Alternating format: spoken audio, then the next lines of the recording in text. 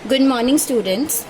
ਅਸੀਂ ਹੁਣ ਤੱक ਅਕਾਊਂਟਿੰਗ ਦਾ meaning, definition, ਉਹਦੇ ਆਬਜੈਕਟਿਵਸ ਤੇ ਉਹਦੇ ਐਡਵਾਂਟੇजेस ਕਰ ਚੁੱਕੇ ਹਾਂ। ਬਟ ਐਡਵਾਂਟੇजेस ਦਾ ਮਤਲਬ ਇਹ ਨਹੀਂ ਹੈ ਕਿ ਅਕਾਊਂਟਿੰਗ ਦੀਆਂ ਕੋਈ ਲਿਮਿਟੇਸ਼ਨਸ ਨਹੀਂ ਹੈਗੀਆਂ, ਮਤਲਬ ਅਕਾਊਂਟਿੰਗ ਦੇ ਵਿੱਚ ਕੋਈ ਸ਼ਾਰਟਕਮਿੰਗਸ ਨਹੀਂ ਹੈਗੀਆਂ।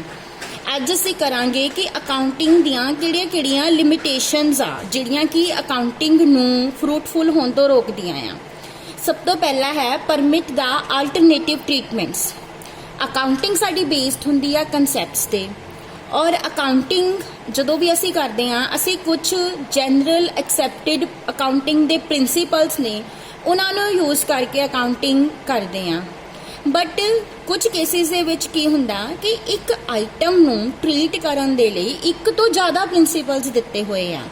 ਸੋ ਇੱਕ ਆਈਟਮ ਨੂੰ ਟ੍ਰੀਟ ਕਰਨ ਲਈ ਇੱਕ ਤੋਂ ਜ਼ਿਆਦਾ ਪ੍ਰਿੰਸੀਪਲਸ ਦਿੱਤੇ ਹੋਏ ਆ। ਇਹਦਾ ਮਤਲਬ ਕੀ ਆ? ਇਹਦਾ ਮਤਲਬ ਕੀ ਆ ਕਿ ਤੁਸੀਂ ਉਸ ਆਈਟਮ ਨੂੰ ਇੱਕ ਤੋਂ ਜ਼ਿਆਦਾ ਮੈਥਡਸ ਦੇ ਨਾਲ ਟ੍ਰੀਟ ਕਰ ਸਕਦੇ ਹੋ, ਯਾਨੀ ਕਿ ਉਹਦੇ ਅਲੱਗ-ਅਲੱਗ ਟ੍ਰੀਟਮੈਂਟ ਦੇ ਅਲਟਰਨੇਟਿਵਸ ਅਵੇਲੇਬਲ ਨੇ ਔਰ ਤੁਸੀਂ ਕੋਈ ਵੀ ਅਲਟਰਨੇਟਿਵ ਚੂਜ਼ ਕਰਕੇ ਉਹਨੂੰ ਟ੍ਰੀਟ ਕਰ ਸਕਦੇ ਹੋ। ਫੋਰ ਐਗਜ਼ਾਮਪਲ, ਜਦੋਂ ਕਲੋਜ਼ਿੰਗ ਸਟਾਕ ਨੂੰ ਵੈਲਿਊ ਕੀਤਾ ਜਾਂਦਾ ਆ ਤਾਂ ਕਲੋਜ਼ਿੰਗ ਸਟਾਕ ਦੀ ਵੈਲਿਊਏਸ਼ਨ ਦੇ ਬਹੁਤ ਸਾਰੇ ਮੈਥਡਸ ਅਵੇਲੇਬਲ ਨੇ, ਜਿਸ ਤਰ੍ਹਾਂ ਫੀਫੋ ਹੈ, ਲਿਫੋ ਹੈ, ਵੇਟਡ ਐਵਰੇਜ ਪ੍ਰਾਈਸ ਹੈ, ਸਿੰਪਲ ਐਵਰੇਜ ਪ੍ਰਾਈਸ ਹੈ, ਸਟੈਂਡਰਡ ਪ੍ਰਾਈਸ ਆ। ਸੋ ਇਹ ਡਿਫਰੈਂਟ ਮੈਥਡਸ ਨੇ ਜਿਹੜੇ ਅਗਰ ਅਸੀਂ ਇਹਨਾਂ ਨੂੰ ਫੋਲੋ ਕਰਦੇ ਹਾਂ ਤਾਂ ਸਾਡੇ ਕਲੋਜ਼ਿੰਗ ਸਟਾਕ ਦੀ ਜੋ ਵੈਲਿਊ ਆ ਉਹ ਵੀ ਡਿਫਰੈਂਟ ਨਿਕਲਦੀ ਆ। ਸੋ ਇਹਦਾ ਮਤਲਬ ਕੀ ਆ ਕਿ ਤੁਹਾਡੇ ਰਿਜ਼ਲਟਸ ਜਿਹੜੇ ਨੇ ਤੁਸੀਂ ਉਹਨਾਂ ਨੂੰ ਕੰਪੇਅਰ ਨਹੀਂ ਕਰ ਸਕਦੇ। ਕਿਸੇ ਆਰਗੇਨਾਈਜੇਸ਼ਨ ਨੇ ਫੀਫੋ ਲਗਾ ਕੇ ਸਟਾਕ ਦੀ ਵੈਲਿਊ ਕੀਤੀ ਆ। ਫੀਫੋ ਦਾ ਮਤਲਬ ਕੀ ਆ? ਫਸਟ ਇਨ ਫਸਟ ਆਊਟ। ਹੁਣ ਇਹ ਫਸਟ ਇਨ ਫਸਟ ਆਊਟ ਦਾ ਮਤਲਬ ਕੀ ਆ ਕਿ ਜਿਹੜਾ ਸਟਾਕ ਪਹਿਲਾਂ ਆਇਆ ਫਸਟ ਇਨ ਉਹਨੂੰ ਪਹਿਲਾਂ ਕੱਢਣਾ, ਉਹਨੂੰ ਫਸਟ ਆਊਟ ਕਰਨਾ, ਮਤਲਬ ਜਿਹੜਾ ਮਟੀਰੀਅਲ ਤੁਸੀਂ ਪਹਿਲਾਂ ਦਾ ਖਰੀਦਿਆ ਆ ਉਹਨੂੰ ਪਹਿਲਾਂ ਵੇਚਣਾ।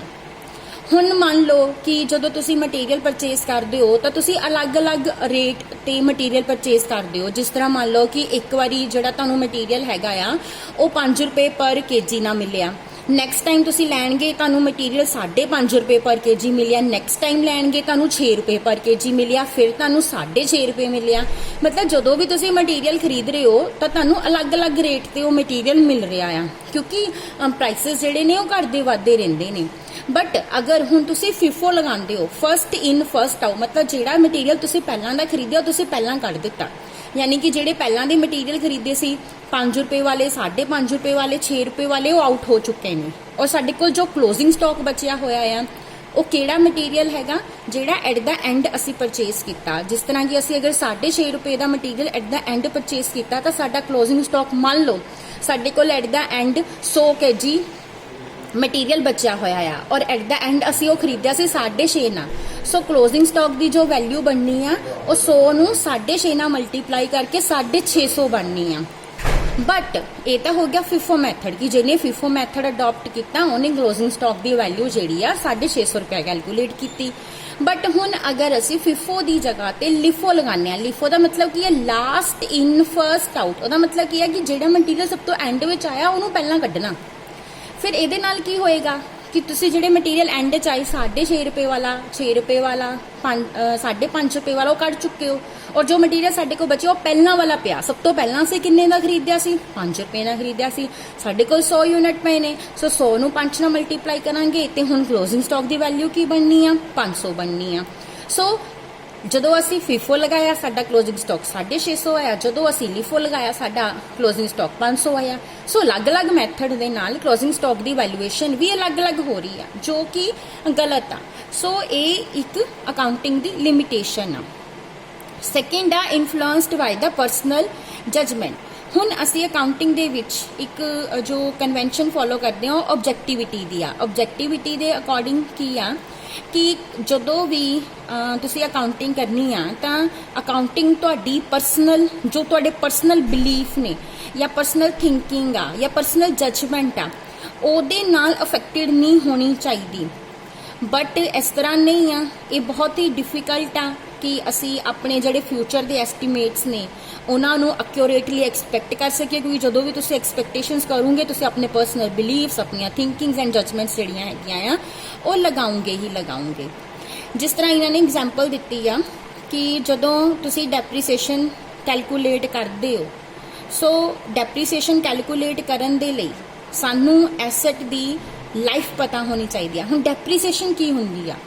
ਡੈਪਰੀਸੀਏਸ਼ਨ ਹੁੰਦੀ ਆ ਡੇਲੀ ਵੇਅਰ ਐਂਡ ਟੇਅਰ, ਘਿਸਾਵਟ ਪੰਜਾਬੀ ਚ ਅਸੀਂ ਕਹਿੰਦੇ। ਜਦੋਂ ਤੁਸੀਂ ਕੋਈ ਵੀ ਐਸਟ ਖਰੀਦਦੇ ਹੋ, ਕੋਈ ਫਰਨੀਚਰ ਖਰੀਦ ਕੇ ਲਿਆਏ ਆਪਣੇ ਘਰ ਦੇ ਵਿੱਚ, ਜਦੋਂ ਤੁਸੀਂ ਮੰਨ ਲਓ ਇੱਕ ਬੈੱਡ ਖਰੀਦ ਕੇ ਲੈ ਕੇ ਆਏ ਹੋ, ਹੈ ਨਾ, ਔਰ ਉਹ ਬੈੱਡ ਦੀ ਵੈਲਿਊ ਜਿਹੜੀ ਜਦੋਂ ਤੁਸੀਂ ਖਰੀਦਿਆ ਉਹ ਵੈਲਿਊ ਤੁਸੀਂ 25,000 ਦਾ ਖਰੀਦਿਆ, ਬਟ ਜਿੱਦਾਂ ਜਿੱਦਾਂ ਤੁਸੀਂ ਉਹਨੂੰ ਈਅਰ ਬਾਈ ਈਅਰ ਯੂਜ਼ ਕਰਦੇ ਜਾਓਗੇ ਉਹਦੀ ਵੈਲਿਊ ਘਟਦੀ ਜਾਣੀ ਆ। 10 ਸਾਲਾਂ ਬਾਅਦ ਉਹ ਬੈੱਡ ਹੋ ਸਕਦਾ ਤੁਹਾਡਾ ਬਿਲਕੁਲ ਹੀ ਡੈਮੇਜ ਹੋ ਜਾਵੇ, ਠੀਕ ਆ, ਯਾਨੀ ਕਿ 10 ਸਾਲਾਂ ਬਾਅਦ ਉਹ ਤੁਹਾਡਾ ਬੈੱਡ ਖਤਮ ਹੋ ਜਾਵੇ। ਇਹਦਾ ਮਤਲਬ ਕੀ ਆ ਕਿ ਉਹ 25,000 ਦੀ ਜੋ ਬੈੱਡ ਆ ਉਹ 10 ਸਾਲ ਯੂਜ਼ ਕਰਨ ਦੇ ਬਾਅਦ ਖਤਮ ਹੋ ਗਿਆ। ਸੋ ਹੁਣ ਕੋਈ ਮਸ਼ੀਨਰੀ ਆ ਜਿਹਨੂੰ ਤੁਸੀਂ ਪਰਚੇਸ ਕਰਕੇ ਲੈ ਕੇ ਆਏ ਹੋ, ਉਹਦੀ ਇੱਕ ਲਾਈਫ ਹੁੰਦੀ ਆ 5 ਸਾਲ 10 ਸਾਲ 15 ਸਾਲ, ਉਹਨੇ 19 ਸਾਲ ਹੀ ਚੱਲਣਾ, ਉਹਦੇ ਤੋਂ ਬਾਅਦ ਉਹਨੇ ਸਕ੍ਰੈਪ ਹੋ ਜਾਣਾ, ਉਹਨੇ ਖਤਮ ਹੋ ਜਾਣਾ। ਹੁਣ ਤੁਸੀਂ ਇੱਕ ਮਸ਼ੀਨਰੀ ਅੱਜ ਖਰੀਦ ਕੇ ਲੈ ਕੇ ਆਏ ਹੋ 50,000 ਦੀ, ਜਿਹਦੀ ਲਾਈਫ ਜਿਹੜੀ ਆ 10 ਸਾਲ ਆ। 10 ਸਾਲ ਬਾਅਦ ਉਹ ਮਸ਼ੀਨਰੀ ਖਰਾਬ ਹੋ ਜਾਣੀ ਆ, ਸਕ੍ਰੈਪ ਹੋ ਜਾਣੀ ਆ, ਤੇ ਤੁਹਾਨੂੰ ਨਵੀਂ ਮਸ਼ੀਨਰੀ ਖਰੀਦਣੀ ਪੈਣੀ ਆ। ਸੋ ਹੁਣ ਤੁਹਾਡੇ ਕੋਲ ਉਸ ਟਾਈਮ ਤੇ ਪੈਸੇ ਵੀ ਤਾਂ ਹੋਣੇ ਚਾਹੀਦੇ ਆ ਨਵੀਂ ਮਸ਼ੀਨਰੀ ਖਰੀਦਣ ਦੇ ਲਈ। ਫਿਰ ਤੁਸੀਂ ਕੀ ਕਰਦੇ ਹੋ? ਤੁਸੀਂ ਨਾ ਉਸ ਦੀ ਡੈਪਰੀਸੀਏਸ਼ਨ ਕੈਲਕੂਲੇਟ ਕਰਦੇ ਹੋ। ਡੈਪਰੀਸੀਏਸ਼ਨ ਮਤਲਬ ਕਿ ਹਰ ਸਾਲ ਤੁਹਾਡੀ ਮਸ਼ੀਨਰੀ ਦੀ ਵੈਲਿਊ ਕਿੰਨੀ ਘਟ ਗਈ, ਤੁਸੀਂ ਉਹ ਕੈਲਕੂਲੇਟ ਕਰਨਾ, ਠੀਕ ਆ। ਔਰ ਉਹ ਜਿੰਨੀ ਤੁਹਾਡੀ ਡੈਪਰੀਸੀਏਸ਼ਨ ਹੋਏਗੀ ਉਹਨੂੰ ਐਜ਼ ਅ ਐਕਸਪੈਂਸ ਆਪਣੇ profit and loss account show ਕਰਨਾ। ਉਹਦੇ ਨਾਲ ਕੀ ਹੋਏਗਾ? ਤੁਹਾਡਾ ਨਾ ਪ੍ਰੋਫਿਟ ਘਟ ਜਾਏਗਾ ਥੋੜਾ ਜਿਹਾ, ਜਿੰਨੀ ਦੀ ਤੁਸੀਂ ਡੈਪਰੀਸੀਏਸ਼ਨ ਸ਼ੋ ਕੀਤੀ, ਬਟ ਐਕਚੁਅਲੀ ਉਹ ਮਨੀ ਕਿਤੇ ਵੀ ਤੁਸੀਂ ਪੇ ਨਹੀਂ ਕੀਤੀ, ਬਟ ਆਪਣਾ ਪ੍ਰੋਫਿਟ ਐਜ਼ ਅ ਐਕਸਪੈਂਸ ਡੈਪਰੀਸੀਏਸ਼ਨ ਨੂੰ ਸ਼ੋ ਕਰਕੇ ਰਿਡਿਊਸ ਕਰ ਲਿਆ। ਸੋ ਉਹਦੇ ਨਾਲ ਕੀ ਹੋਏਗਾ? ਜਿੰਨੀ ਵੀ ਤੁਸੀਂ ਡੈਪਰੀਸੀਏਸ਼ਨ, ਅਗਰ ਉਹ 50,000 ਦੀ ਮਸ਼ੀਨਰੀ ਆ ਜਿਹਦੀ ਲਾਈਫ 10 ਈਅਰ ਆ, ਤੇ ਤੁਸੀਂ ਹਰ ਸਾਲ ਉਹਨੂੰ 10 ਨਾਲ ਡਿਵਾਈਡ ਕਰ ਦਿਓ, 50,000 ਨੂੰ ਹਰ ਸਾਲ ਤੁਸੀਂ 5,000 ਦੀ ਡੈਪਰੀਸੀਏਸ਼ਨ ਸ਼ੋ ਕਰਨੀ ਆ। ਸੋ 5,000 ਜਿਹੜਾ ਤੁਸੀਂ ਐਜ਼ ਅ ਐਕਸਪੈਂਸ ਸ਼ੋ ਕੀਤਾ ਉਹਨੂੰ ਸਾਈਡ ਤੇ ਰੱਖ ਲੈਣਾ, ਔਰ ਹਰ ਸਾਲ ਤੁਸੀਂ ਇਸੇ ਤਰ੍ਹਾਂ ਆਪਣੇ ਪ੍ਰੋਫਿਟਸ ਚੋਂ 5-5,000 ਕੱਢੀ ਜਾਣਾ ਔਰ ਉਹਨੂੰ ਸਾਈਡ ਤੇ ਰੱਖੀ ਜਾਣਾ, ਤਾਂ ਕਿ 10 ਸਾਲਾਂ ਬਾਅਦ ਤੁਹਾਡੇ ਕੋਲ 50,000 ਹੋਏਗਾ ਤੇ ਤੁਸੀਂ ਮਸ਼ੀਨਰੀ ਖਰੀਦ ਸਕੋਗੇ। ਹੁਣ ਜਦੋਂ ਤੁਸੀਂ ਡੈਪਰੀਸੀਏਸ਼ਨ ਕੈਲਕੂਲੇਟ ਕੀਤੀ, ਤੁਸੀਂ ਲਾਈਫ ਐਸਟੀਮੇਟ ਕੀਤੀ ਕਿ ਉਹਦੀ ਲਾਈਫ 10 ਸਾਲ ਆ, ਬਟ ਇਹ ਜ਼ਰੂਰੀ ਨਹੀਂ ਆ ਕਿ ਉਹਦੀ ਲਾਈਫ 10 ਸਾਲ ਹੀ ਹੋਵੇ। ਲਾਈਫ ਮਸ਼ੀਨਰੀ 15 ਸਾਲ ਵੀ ਚੱਲ ਸਕਦੀ ਆ, ਉਹ ਮਸ਼ੀਨਰੀ ਹੋ ਸਕਦਾ 9 ਸਾਲ ਬਾਅਦ ਖਤਮ ਹੋ ਜਾਵੇ, ਬਟ ਤੁਹਾਨੂੰ ਉਹਦੀ ਡੈਪਰੀਸੀਏਸ਼ਨ ਕੈਲਕੂਲੇਟ ਕਰਨ ਲਈ ਉਹਦੀ ਲਾਈਫ ਤਾਂ ਐਸਟੀਮੇਟ ਕਰਨੀ ਪੈਣੀ ਹੀ ਆ। ਸੋ ਉਸ ਕੇਸ ਦੇ ਵਿੱਚ ਹੁਣ ਜਦੋਂ ਤੁਸੀਂ ਐਸਟੀਮੇਟ ਲਗਾਉਣਾ ਤੇ ਉੱਥੇ ਤੁਹਾਡੀ ਪਰਸਨਲ ਥਿੰਕਿੰਗ, ਤੁਹਾਡੀ ਪਰਸਨਲ ਜੱਜਮੈਂਟ ਜਿਹੜੀ ਆ ਉਹ ਤੁਹਾਡੇ ਡਿਸੀਜਨ ਨੂੰ ਇਨਫਲੂਐਂਸ ਕਰੇਗੀ ਹੀ। ਕੋਈ ਬੰਦਾ ਉਹਦੀ ਲਾਈਫ 10 ਸਾਲ ਕਹੇਗਾ, ਕੋਈ ਬੰਦਾ ਉਹਦੀ ਲਾਈਫ 15 ਸਾਲ ਕਹੇਗਾ, ਹਰੇਕ ਦੀ ਆਪਣੀ ਆਪਣੀ ਥਿੰਕਿੰਗ ਹੁੰਦੀ ਆ। ਸੋ ਅਕਾਊਂਟਿੰਗ ਜਿਹੜੀ ਆ ਉਹ ਪਰਸਨਲ ਜੱਜਮੈਂਟਸ ਦੇ ਨਾਲ ਵੀ ਇਨਫਲੂਐਂਸਡ ਹੁੰਦੀ ਆ, ਜੋ ਕਿ ਇਹਦੀ ਇੱਕ ਲਿਮਿਟੇਸ਼ਨ ਆ। ਇਹਦਾ ਮਤਲਬ ਜੋ ਤੁਹਾਡੇ ਪ੍ਰੋਫਿਟਸ ਹੋਣਗੇ ਆਥੈਂਟਿਕੇਟਡ ਨਹੀਂ ਹੋਣਗੇ। ਥਰਡ ਆ ਇਗਨੋਰਸ ਇੰਪੋਰਟੈਂਟ ਨਾਨ ਮੋਨੇਟਰੀ ਇਨਫੋਰਮੇਸ਼ਨ। ਮੈਂ ਸਭ ਤੋਂ ਪਹਿਲਾਂ ਜਦੋਂ ਤੁਹਾਨੂੰ ਅਕਾਊਂਟਿੰਗ ਔਰ ਬੁੱਕ ਕੀਪਿੰਗ ਦੀ ਡੈਫੀਨੇਸ਼ਨ ਕਰਾਈ ਸੀ ਤੇ ਮੈਂ ਤੁਹਾਨੂੰ ਦੱਸਿਆ ਸੀ ਕਿ ਅਕਾਊਂਟਿੰਗ ਔਰ ਬੁੱਕ ਕੀਪਿੰਗ ਦੇ ਵਿੱਚ ਸਿਰਫ ਤੁਸੀਂ ਉਹਨਾਂ ਟ੍ਰਾਂਜੈਕਸ਼ਨਸ ਨੂੰ ਰਿਕਾਰਡ ਕਰਨਾ ਜਿਨ੍ਹਾਂ ਨੂੰ ਮਨੀ ਦੇ ਵਿੱਚ ਮੈਜ਼ਰ ਕੀਤਾ ਜਾ ਸਕੇ। ਇੰਡੀਅਨ ਕਰੰਸੀ ਕੀ ਆ? ਰੂਪੀ ਆ। ਜਿਨ੍ਹਾਂ ਨੂੰ ਤੁਸੀਂ ਰੁਪੀਜ਼ ਦੇ ਵਿੱਚ ਜਿਹਦੀ ਵੈਲਿਊ ਕੈਲਕੂਲੇਟ ਕਰ ਸਕੇ, ਸਿਰਫ ਉਹੀ ਰਿਕਾਰਡ ਕਰਨੀ ਆ। ਇਹਦਾ ਮਤਲਬ ਜਿਨ੍ਹਾਂ ਟ੍ਰਾਂਜੈਕਸ਼ਨਸ ਦੀ ਰੁਪੀਜ਼ ਦੇ ਵਿੱਚ ਵੈਲਿਊ ਕੈਲਕੂਲੇਟ ਕੀਤੀ ਹੀ ਨਹੀਂ ਜਾ ਸਕਦੀ, ਜਿਹੜੀਆਂ ਨਾਨ ਮੋਨੇਟਰੀ ਟ੍ਰਾਂਜੈਕਸ਼ਨਸ ਨੇ, ਉਹਨਾਂ ਨੂੰ ਤਾਂ ਤੁਸੀਂ ਅਕਾਊਂਟਿੰਗ ਦੇ ਵਿੱਚ ਟੋਟਲੀ ਇਗਨੋਰ ਕਰਤਾ, ਤੁਸੀਂ ਉਹਨਾਂ ਨੂੰ ਰਿਕਾਰਡ ਹੀ ਨਹੀਂ ਕੀਤਾ। ਬਟ ਕੁਝ ਨਾਨ ਮੋਨੇਟਰੀ ਇਨਫੋਰਮੇਸ਼ਨ ਜਿਹੜੀ ਆ ਉਹ ਬਹੁਤ ਹੀ ਇੰਪੋਰਟੈਂਟ ਹੁੰਦੀ ਆ, ਜਿਸ ਤਰ੍ਹਾਂ ਕਿ ਤੁਹਾਡਾ ਬਿਜ਼ਨਸ ਜੋ ਆ ਉਹ ਕਿੰਨਾ ਕੰਪੀਟੀਸ਼ਨ ਫੇਸ ਕਰ ਰਿਹਾ ਆ, ਕਿਹੜੀਆਂ ਟੈਕਨੀਕਲ ਇਨੋਵੇਸ਼ਨਸ ਨੇ ਜਿਹੜੀਆਂ ਕਿ ਤੁਹਾਡੇ ਬਿਜ਼ਨਸ ਦੇ ਕੋਲ ਹੈ, ਤੁਹਾਡੇ EMPLOYEES ਦੀ ਕੀ ਲੋਇਲਿਟੀ ਆ, ਤੁਹਾਡੇ EMPLOYEES ਦੀ ਕੀ ਐਫੀਸ਼ੀਐਂਸੀ ਆ, ਠੀਕ ਆ, ਔਰ ਮਨੀ ਦੀ ਵੈਲਿਊ ਵੀ ਚੇਂਜ ਹੁੰਦੀ ਰਹਿੰਦੀ ਆ। ਇਹ ਸਾਰੇ ਇੰਪੋਰਟੈਂਟ ਮੈਟਰਸ ਨੇ, ਬਟ ਇਹਨਾਂ ਨੂੰ ਰੁਪੀਜ਼ ਦੇ ਵਿੱਚ ਅਸੀਂ ਮੈਜ਼ਰ ਨਹੀਂ ਕਰ ਸਕਦੇ। ਸੋ ਬਹੁਤ ਇੰਪੋਰਟੈਂਟ ਹੋਣ ਦੇ ਬਾਵਜੂਦ ਵੀ ਅਸੀਂ ਇਹਨਾਂ ਨੂੰ ਅਕਾਊਂਟਿੰਗ ਦੇ ਵਿੱਚ ਰਿਕਾਰਡ ਨਹੀਂ ਕਰਦੇ। ਸੋ ਇਹ ਵੀ ਇੱਕ ਇਹਦੀ ਲਿਮਿਟੇਸ਼ਨ ਆ। फोर्थ आ does not provide the timely information.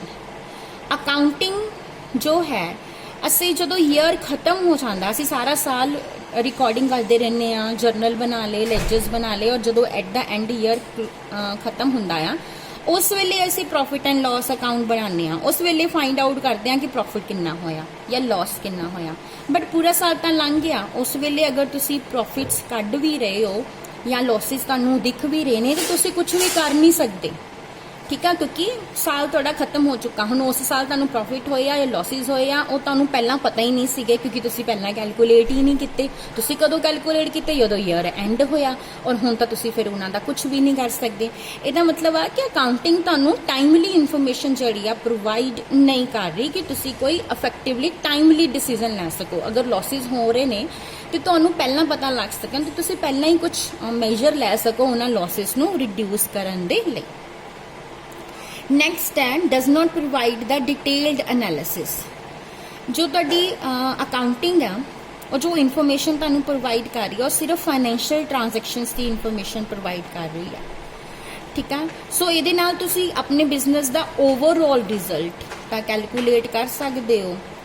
ठीक है, बट इन्फॉर्मेशन जिहड़ी चाहिदी हुंदी आ कॉस्ट बारे, रैवेन्यू बारे, प्रॉफिट बारे, हर प्रोडक्ट दे ਉਹ ਤੁਹਾਨੂੰ ਅਕਾਊਂਟਿੰਗ ਡਿਟੇਲ ਦੇ ਵਿੱਚ ਪ੍ਰੋਡਕਟ ਵਾਈਜ਼ ਪ੍ਰੋਵਾਈਡ ਨਹੀਂ ਕਰਦੀ। ਫॉर एग्जांपल ਤੁਹਾਡਾ ਬਿਜ਼ਨਸ ਜਿਹੜਾ ਆ ਉਹਨੇ 5 ਲੱਖ ਦਾ ਪ੍ਰੋਫਿਟ ਅਰਨ ਕੀਤਾ ਇੱਕ ਪੂਰੇ ਸਾਲ 'ਚ, ਜਿਹਦੇ ਵਿੱਚ ਉਹ 3 ਪ੍ਰੋਡਕਟਸ ਵੇਚ ਰਿਹਾ ਆ, ਪੈਟਰੋਲ, ਡੀਜ਼ਲ ਤੇ ਮੋਬਾਈਲ ਆਇਲ। ਹੁਣ ਤੁਸੀਂ ਇਹ ਫਾਈਂਡ ਆਊਟ ਕਰਨਾ ਚਾਹੁੰਦੇ ਹੋ ਕਿ ਤੁਹਾਡਾ ਹਰ ਪ੍ਰੋਡਕਟ ਤੁਹਾਨੂੰ ਕਿੰਨਾ ਪ੍ਰੋਫਿਟ ਦੇ ਰਿਹਾ, ਬਟ ਅਕਾਊਂਟਿੰਗ ਤੁਹਾਨੂੰ ਹੈਲਪ नहीं कर सकती, क्योंकि तुसी पूरे साल का ओवरऑल रिजल्ट कढ़िया, तीनों प्रोडक्ट्स का ओवरऑल हर प्रोडक्ट वाइज तुसी जिहड़ा आ प्रॉफिट्स तुहाडी फाइनैंशियल अकाउंटिंग तुहानूं नहीं दसदी। नैक्सट है does not disclose the present value of the business. Accounting they which business की जो पोजीशन आ वो एक पर्टिकुलर डेट ते कैलकुलेट की जाती है। जो ईयर एंड हो जाता असीं बैलेंस शीट बनाते हैं तो वो पोजीशन कैलकुलेट करते हैं, बट बैलेंस शीट दे विच जो भी तुहाडे एसेट्स ने वो कंटीन्यूइंग एंटिटी कंसैप्ट ते बेसिस ने। कंटीन्यूइंग एंटिटी मीनस तुसीं ये मान के चलते हो कि तुहाडा बिजनेस जिहड़ा आ लंबे टाइम तक चलण वाला आ, ये कदी भी बंद होने वाला नहीं। उहदे बेसिस ते ही तुसीं अपने एसेट्स नूं वैल्यू करते हो, शो करते हो कि असीं मशीनरी खरीदी 5 लाख की, इस साल डेप्रीसीएशन लग गई 1 लाख, हुण उहदी वैल्यू रहेगी 4 लाख, नैक्सट ईयर फिर डेप्रीसीएशन लावांगे, वैल्यू कट के रह जाऊगी 3 लाख। सो इस तरह नाल ये मन के चलिया जाता है कि बिजनेस दी लॉन्गर लाइफ आ, और ये बहुत लंबे इनडेफिनिट पीरियड लिए कंटिन्यू करेगा। एसेट्स नूं असीं गोइंग कंसर्न वैल्यू दे बेसिस ते कैलकुलेट कर रहे हैं, बट एसेट्स दी जो रिलाइजेबल वैल्यू आ असीं ओ अपनियां अकाउंटिंग दे विच अपनी balance sheet they which show नहीं करते। रिलाइजेबल वैल्यू की आ कि उस टाइम ते जदों तुसीं बैलेंस शीट बनाई उस टाइम ते देखो कि तुहाडा जो एसेट आ अगर वो तुसीं मार्केट च वेचण जाओगे तो ओदी वैल्यू की होगी। सो तुहानूं अपनी बैलेंस शीट दे विच अपने एसेट्स नूं उस वैल्यू ते शो करना चाहिए जो उस वेले ओदी मार्केट दे विच हैगी, ना कि जो तुसीं हिस्टोरिकल बेसिस ते गोइंग कंसर्न बेसिस ते जिहड़ी हैगी रिकॉर्ड कीती ओहदे ते शो करना चाहिए। इस तरह नाल अकाउंटिंग जो है वो तुहाडी बिजनेस दी प्रेजेंट वैल्यू ने एट प्रेजेंट की वैल्यू आ वो बिल्कुल भी शो नहीं करती। ये कुछ लिमिटेशंस ने जो कि अकाउंटिंग दियां हन, ते आई होप तुहानूं चंगी तरह क्लीयर हो गई होणगियां। नैक्सट टॉपिक हुण असीं नैक्सट लैक्चर दे विच करांगे। Thank you.